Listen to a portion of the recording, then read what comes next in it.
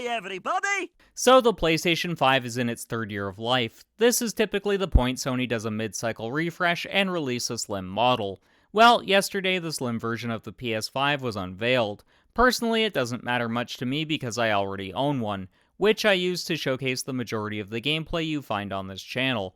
However, it is worth talking about the slim version as it has a unique quirk that I think should be the standard when the 10th generation of consoles launch.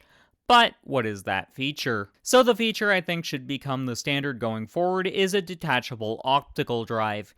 Even though physical media has died off for PC players, consoles are a bit of a different beast, as you can still buy discs.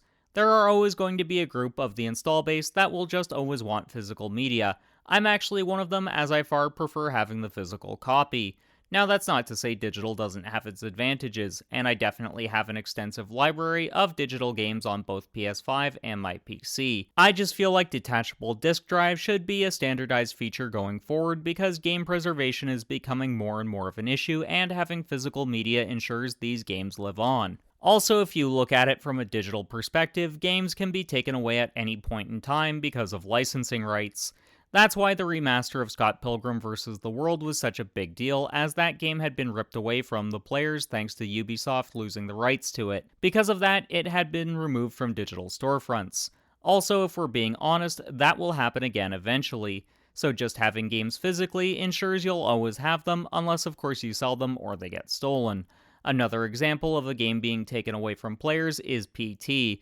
There's a lot surrounding that one, and people who actually give a shit about that title have covered it in their own videos. The other reason I believe this has to be standardized as a feature going forward is because console manufacturers just aren't going to want to piss off their install base, and making it so that you have to have older hardware which will one day become unreliable and basically impossible to repair is a proposition that will just sour a lot of people. So this new model of the PS5, which will be available starting in November, will have a price of $499.99 for the model with the disk drive already installed, and the digital version will cost $449.99, which is a bit of an increase from the now discontinued digital-only model.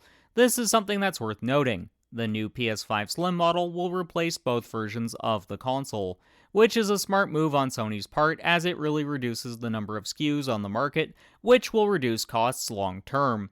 Also, since the Blu-ray drive is swappable, it means you can buy it at a later point if the asking price is just a bit too high for you to reach for. It'll also cost $29.99 to buy it after the fact, which isn't a bad deal, all things considered. So beyond the drive now being swappable, what else has been tweaked for this revision of the PlayStation 5? The console will now be reduced by 30% or so in terms of overall size, which is great as the original fat PS5 is a mammoth of a console.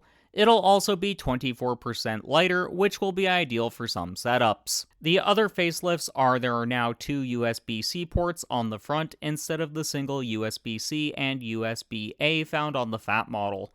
This is a great thing as having only one front-facing USB was honestly a huge design flaw. Overall, I'm not surprised we're getting this refresh to the console. This is around the time we typically see Sony revise the machine.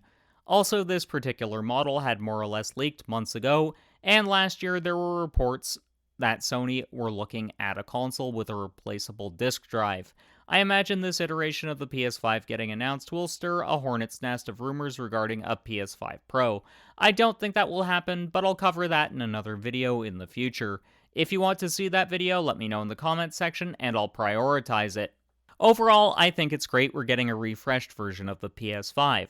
Will I be trading in my fat disc-based PS5? Hell no. But this means the console is going to be more accessible to consumers going forward, and that's a good thing, as the PS5 will just add to its 40+ million player install base. Anyways, don't forget to give this video a like and hit the subscribe button.